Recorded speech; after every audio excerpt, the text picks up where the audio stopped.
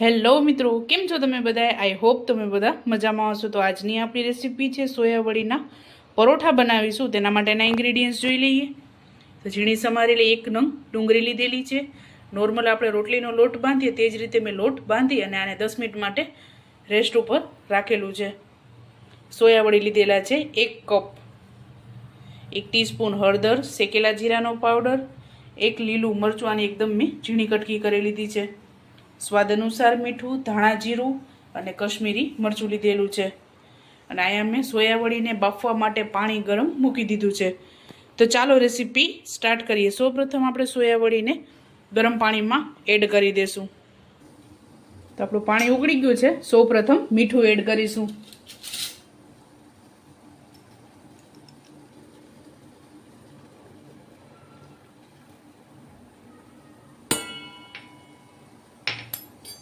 ત્યારબાદ સોયાવડી એડ કરીશું. 2 મિનિટ આપણે આને ઉકળવા દેશું.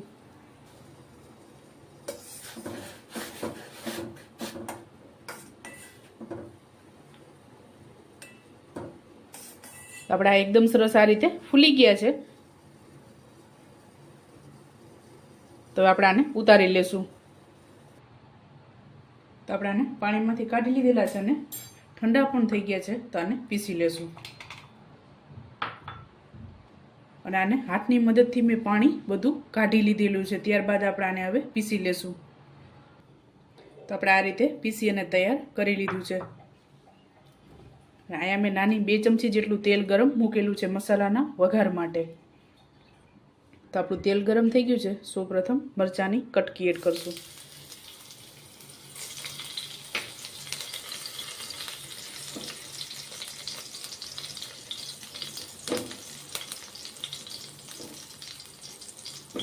ત્યારબાદ ડુંગળી,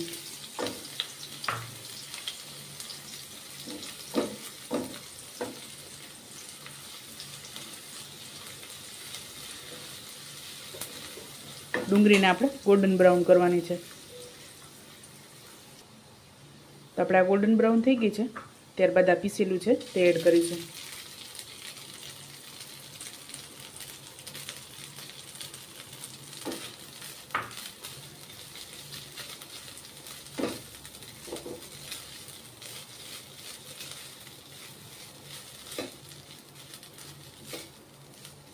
ત્યારબાદ 1 ટીસ્પૂન હળદર એડ કરશું. સ્વાદ અનુસાર મીઠું.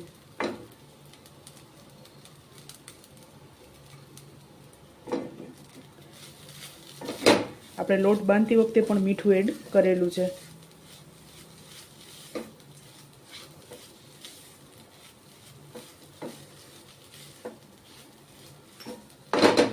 ત્યારબાદ શેકેલું જીરું અને ધાણા જીરું.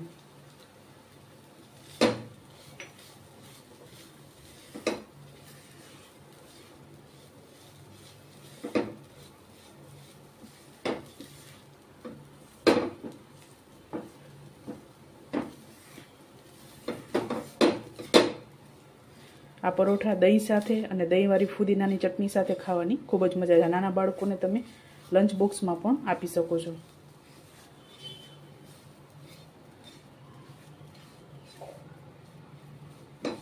આનું પાણી એબ્ઝોર્બ થાય ત્યાં સુધી આપણે એને પાકવા દેવાનું છે.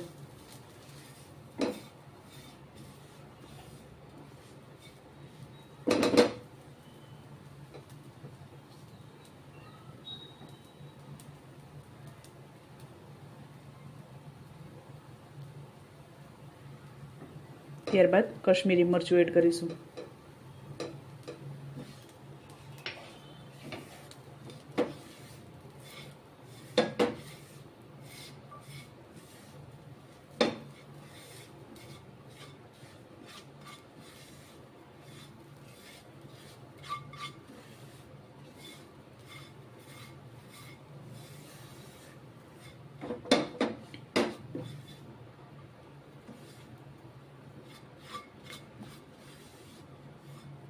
તો જે આપણે આને 2 મિનિટ પાકવા દઈશું. આ જ રીતે એકદમ સરસ આ રીતે કોરા થઈ જાય અને છૂટા થઈ જાય ત્યાં સુધી આપણે આ જ રીતે એને ફેરવતું રહેવાનું છે.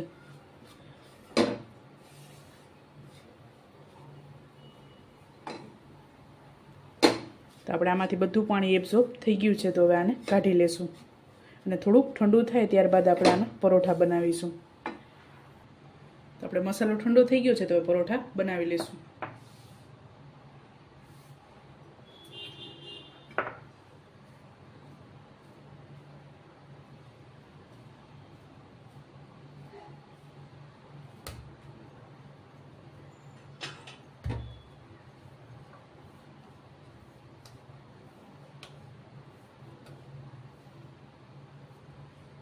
થોડુંક આપણે લોટવાળું કરીશું.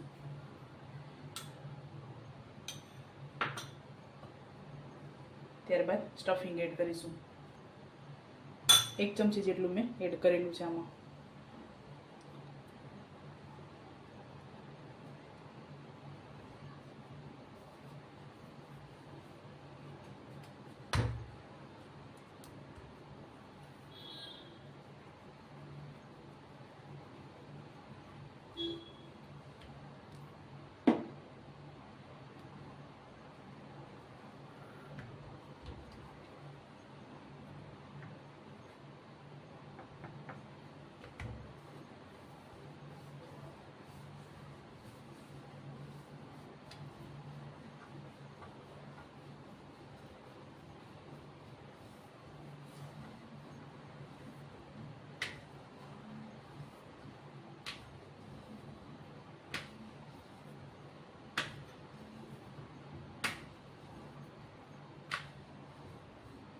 તો આપણે તૈયાર થઈ ગયું છે તો આને શેકી લેશું.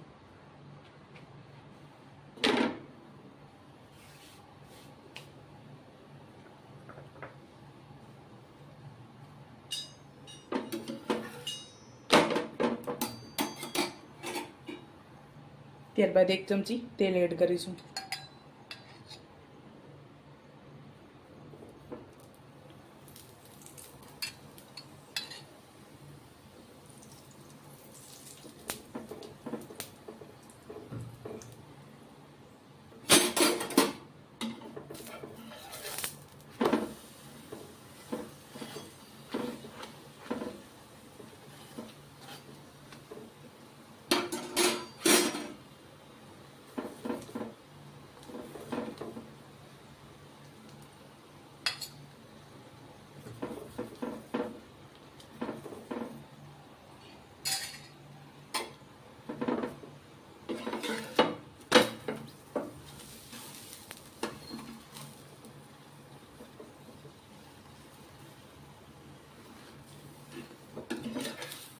આપણા તૈયાર થઈ ગયું છે તો આને ઉતારી લેશું. આ જ રીતે આપણે બધા તૈયાર કરી લેશું. તો ચાલો મિત્રો, તૈયાર છે ગરમા ગરમ સોયાવડીના પરોઠા. તમે પણ આ જ રીતે બનાવજો ને મને યાદ કરજો. મારા વિડીયોને લાઇક, શેર અને સબસ્ક્રાઈબ કરવાનું ભૂલતા નહીં. તો ચાલો મળીશું નેક્સ્ટ વિડીયોમાં.